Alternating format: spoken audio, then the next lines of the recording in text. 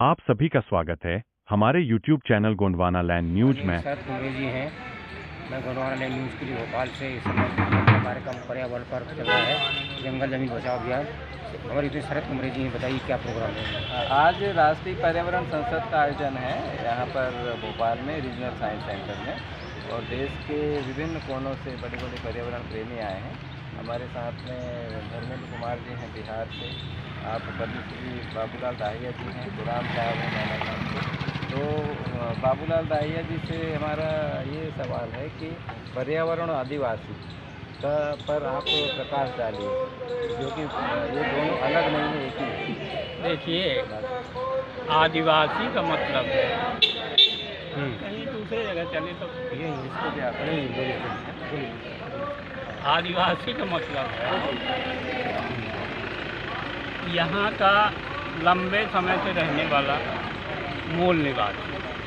अब मूलवासी का मतलब होता है जो यही हुआ, जैसे मान लीजिए अमेरिका में रेड इंडिया लोग हैं तो वहाँ तो वो मूलवासी हैं।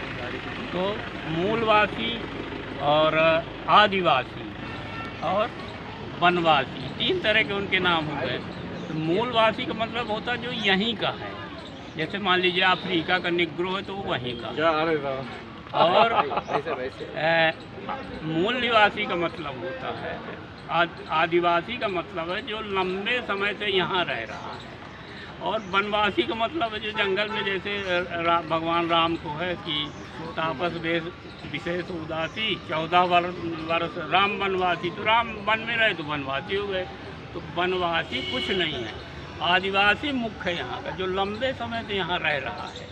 तो अब क्या है कि उसकी आदिवासियत छीनी जा रही है। जैसे वनवासी क्या है, और आदिवासी को वनवासी कहा जा रहा है, तो सीधे सीधे उसकी आदिवासियत छीनी जा रही है। तो आदिवासियों को अपनी आदिवासियत भी बचाने की ज़रूरत है। वो यहाँ के मूल निवासी हैं, मूलवासी नहीं है। मूलवासी तो मुख्य रूप से अफ्रीका से है, अफ्रीका से यहाँ आए होंगे। क्या प्रोग्राम है जी, आज प्रोग्राम क्या है? आज तो यहाँ यही है पर्यावरण को जी, पर्यावरण संसद। हमारे बीच में भुवन और राम जी हैं, जो बालाघाट से हैं, बहुत समाज सेवक हैं और बीच बालाघाट रहते हैं, जो घना जंगल है। तो आप उनसे चर्चा करते हैं, आइए भुवन जी बताइए। जी, आज राष्ट्रीय पर्यावरण सांसद का जो कार्यक्रम है यहाँ पे, उसमें हम सभी आए हुए हैं।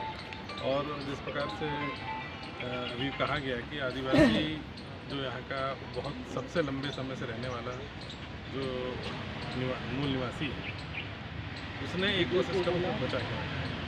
और वर्ल्ड फोरम पे भी जो एनवायरनमेंट प्रोटेक्शन के लिए जो ऑर्गेनाइज़र हैं, उन्होंने भी रिसर्च किया है कि आदिवासी की जो जीवन शैली है वो प्रकृति के साथ में एकदम संतुलन बनाए हुए हैं।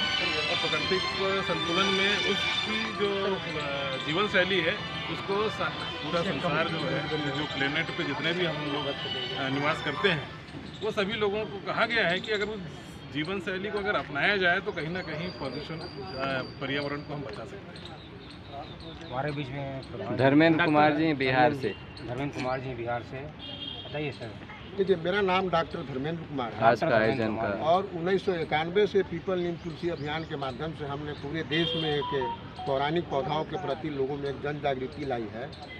आपको 2021 में बक्सवाहा में एक जंगल था जो हीरा के लिए उसको अनुमति मिला था कि इस जंगल को काट के हीरा निकाला जाए। उसके विरुद्ध हम लोगों ने 9 मई 21 को मैंने उस अभियान को शुरू किया था और पूरे देश में एक चिंगारी चली, जिसके चलते अंत में केंद्र सरकार को उस नियम उनके जो था उसको निरस्त करना पड़ा और जंगल बच गया। उसी के उपलक्ष्य में उसमें जो सारे लोग भागीदार थे उनको सम्मानित करने के लिए आज पर्यावरण संसद का आयोजन हुआ है। और इस संसद के माध्यम से अन्य राज्यों में, जैसे अभी हसदेवा छत्तीसगढ़ में है, 12 में भी एक जंगल कट रहा है, तमाम जगह जो ऑक्सीजन बैंक है उसको ध्वस्त करके कोरोना काल में 555 अप्राकृतिक रूप से ऑक्सीजन बैठाने की जो काम हो रही है, उसी के विरुद्ध ये जंगल जीव जंतु पशु पक्षियों का है।